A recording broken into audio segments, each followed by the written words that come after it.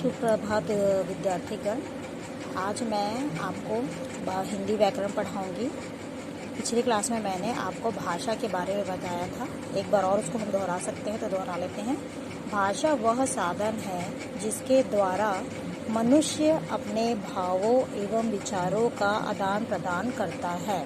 ठीक है, भाषा के बारे में हमने बताया था, वह साधन होता है जिसके द्वारा मनुष्य अपने भावों एवं विचारों का आदान प्रदान करता है। भाषा के दो रूप होते हैं।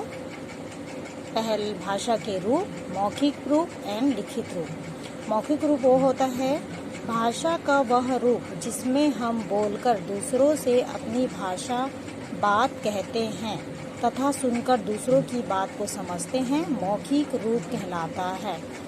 जैसे सुयश फोन पर बात कर रहा है। ठीक है। लिखित भाषा, लिखित भाषा यानी होता है हम जो लिख कर बताते हैं किसी को, उसको बढ़ाते हैं, है ना। भाषा का वह रूप जो आँखों से देखकर पढ़ा जाता है तथा हाथों द्वारा लिखा जाता है, लिखित रूप कहलाता है। जैसे गृह कार्य। ठीक है। आज हम बोली के बारे में पढ़ेंगे। बोली देखिए, जब कोई भाषा किसी क्षेत्र विशेष में बोली जाती है तो उसे बोली कहते हैं। ठीक है। बोली का क्षेत्र सीमित होता है जबकि भाषा का क्षेत्र विस्तृत बड़ा होता है। हमारे देश में अनेक बोलियां बोली जाती है, जैसे ब्रज, हरियाणी, अवधी, मैथिली, खड़ी बोली आदि। यानी बोली का मतलब होता है क्योंकि अलग अलग राज्य में अलग अलग भाषा बोली जाती है। ठीक है बच्चों, बोली का मतलब वो होता है जैसे हरियाणा के लोग हरियाणी भाषा बोलते हैं। ठीक है। और जैसे मराठी लोग मराठी बोलते हैं। बोली केवल बोलचाल की भाषा में ही काम आती है, इसका कोई लिखित रूप नहीं है। यहाँ पे देखिए परिभाषा लिखा है, किसी सीमित क्षेत्र के प्रयोग की जाने वाली भाषा बोली कहलाती है। आसान शब्दों में हम कह सकते हैं सीमित क्षेत्र में बोली जाने वाली भाषा बोली कहलाती है। जैसे हरियाणा के लोग हरियाणा ही भाषा बोलते हैं। ठीक है बच्चों। अब नेक्स्ट है लिपि। लिपि के बारे में हम पढ़ेंगे।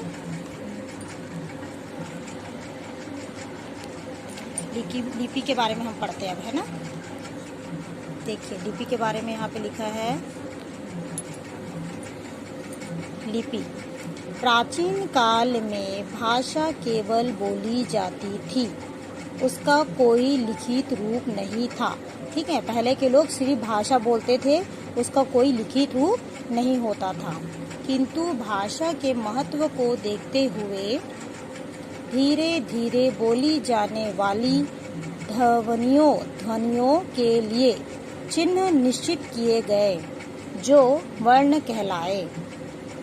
इन्हीं की सहायता से भाषा को लिखना संभव हो सका। ठीक है।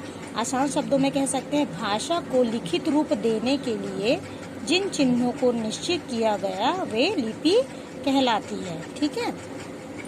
परिभाषा देखिए, भाषा की ध्वनियों को लिखने के लिए निश्चित किए गए चिन्हों को लिपि कहते हैं। मैंने अभी बताया था ना, वही है। प्रत्येक भाषा की अपनी एक लिपि होती है। ठीक है। सब जितने भी भाषा बोलते हैं सबकी अलग अलग लिपि होती है। देखिए यहाँ पे उदाहरण दिया है, जैसे हिंदी, संस्कृत, मराठी, गुजराती, ये कौन सी लिपि में आती है? देवनागरी लिपि में। ठीक है स्टूडेंट। अब देखिए नेक्स्ट है पंजाबी। पंजाबी लोग कौन सी लिपि में आती है? गुरुमुखी लिपि। उर्दू और अरबी के लोग क्या आते हैं? फारसी लिपि। चीनी लोग कौन सा यूज करते हैं? चित्र लिपि। अंग्रेजी, जर्मन, फ्रांसीसी, रोमन लिपि का प्रयोग करते हैं। ठीक है स्टूडेंट। अब देखिए नीचे क्या लिखा है? व्याकरण। कभी कभी अज्ञान या असावधानी के कारण कुछ व्यक्ति उच्चारण, वर्तनीय या अर्थ ग्रहण में गलती कर देते हैं, जिससे भाषा में विकार आ जाता है। यह विकार व्याकरण के ज्ञान से दूर होता है। व्याकरण के नियम भाषा को शुद्ध तथा सरल बनाते हैं। ठीक है, यहाँ पे बताया जा रहा है भाषा को शुद्ध रूप में बोलना, लिखना और पढ़ना सिखाने वाले शास्त्र को हम व्याकरण कहते हैं। ठीक है, बोलने की भाषा होती है, लिखने की भाषा होती है, उसको सिखाने के वाले शास्त्र को क्या बोलते हैं? व्याकरण। पढ़िए अर्थ को। व्याकरण वह शास्त्र है जो हमें भाषा को शुद्ध बोलने, लिखने व पढ़ने का ज्ञान कराता है, उसे क्या बोलते हैं? व्याकरण। मैंने बताया था ना, भाषा को शुद्ध रूप में बोलना, लिखना और पढ़ना सिखाने वाले शास्त्र को हम व्याकरण कहते हैं। देखिए, व्याकरण के 3 भेद होते हैं। फर्स्ट है, देखिए व्याकरण के भेद: वर्ण विचार, शब्द विचार और वाक्य विचार। ठीक है, पहला क्या है? वर्ण विचार, शब्द विचार और वाक्य विचार। वर्ण विचार के बारे में पढ़िए। इसमें वर्णों के संबंध में विचार किया जाता है। शब्द विचार, इसमें किसका किया जाता है? इसमें वर्णों का करते हैं और इसमें क्या करते हैं? शब्दों का। इसमें शब्दों के संबंध में विचार किया जाता है। वाक्य विचार क्या है? इसमें वाक्यों के संबंध में विचार किया जाता है। ठीक है, आप लोग का वर्क यहाँ पे कंप्लीट होता है। नेक्स्ट पेज में देखिए, ये यहाँ पे लिखा है अभ्यास करो। ठीक है, मैं आपको बता देती हूँ, ये आप लोग का होमवर्क रहेगा। सही विकल्प का चिन्ह लगाइए। भाषा का वह रूप जिसमें हम बोलकर अपनी बात कहते हैं तथा सुनकर दूसरों की बात समझते हैं कहलाता है। क्या होगा? मौखिक रूप होता है कि लिखित रूप? ये आप लोग को आंसर ढूंढना है। ठीक है स्टूडेंट। सेकंड है,